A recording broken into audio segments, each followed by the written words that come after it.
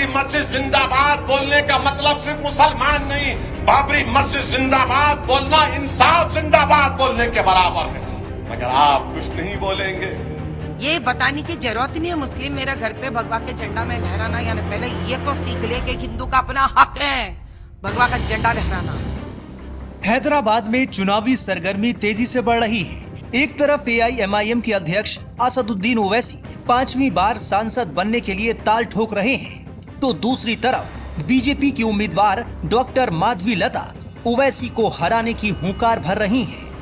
ओवैसी जहां मुस्लिम चेहरा है, वहीं माधवी लता की छवि कट्टर हिंदुत्व वाले चेहरे की है।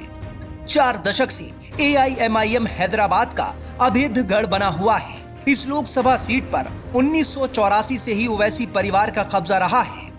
असदुद्दीन ओवैसी के पिता सुल्तान सलाउद्दीन ओवैसी 1984 में पहली बार इस सीट से सांसद बने थे। 2004 तक वो सांसद रहे और इसके बाद अब ये सीट असदुद्दीन ओवैसी के पास है।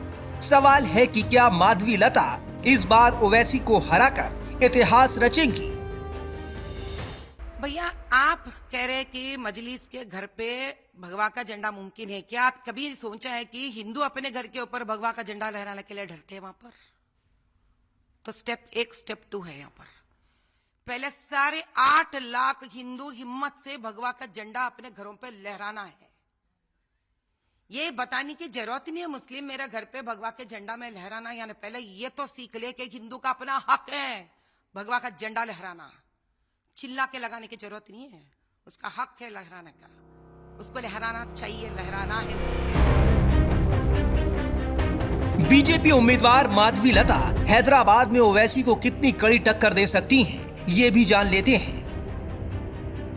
हैदराबाद लोकसभा सीट में 7 विधानसभा सीटें हैं, जिसमें कारमा, मलकपेट, चार मीनार, याकूतपुरा, गौशा महल, चंद्रयान गुट्टा और बहादुरपुरा शामिल हैं। फिलहाल हैदराबाद में AIMIM का पलड़ा भारी नजर आता है। 7 विधानसभा सीटों में से बीजेपी के पास सिर्फ गौशा महल सीट है, जहां से टी राजा सिंह विधायक थे।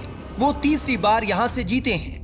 बीजेपी के फायर ब्रांड नेता टी राजा का दावा है कि इस बार बीजेपी ओवैसी को हैदराबाद से रुखसत कर रहेगी। ओवैसी 2004 से लगातार हैदराबाद से लोकसभा चुनाव जीतते आ रहे हैं। पिछले चुनाव में असदुद्दीन ओवैसी को 5,17,471 वोट मिले थे। उन्होंने 2,82,000 वोटों के अंतर से तब डॉक्टर भगवंत नाथ राव को हराया था। BRS तीसरे और कांग्रेस चौथे नंबर पर रही थी। इससे पहले 2014 के चुनाव में भी बीजेपी ने डॉक्टर भगवंत नाथ राव पर दांव खेला था। 2004 के चुनाव में असदुद्दीन ओवैसी और बीजेपी उम्मीदवार के बीच काफी कड़ा मुकाबला हुआ था।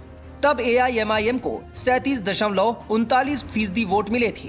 बीजेपी उम्मीदवार जी सुभाष चंद्र जी को 28.25% वोट मिले थे। वहीं असदुद्दीन ओवैसी 1 लाख वोटों से जीते थे। 1999 के चुनाव में भी AIMIM और बीजेपी के बीच क्लोज कंटेस्ट हुआ था।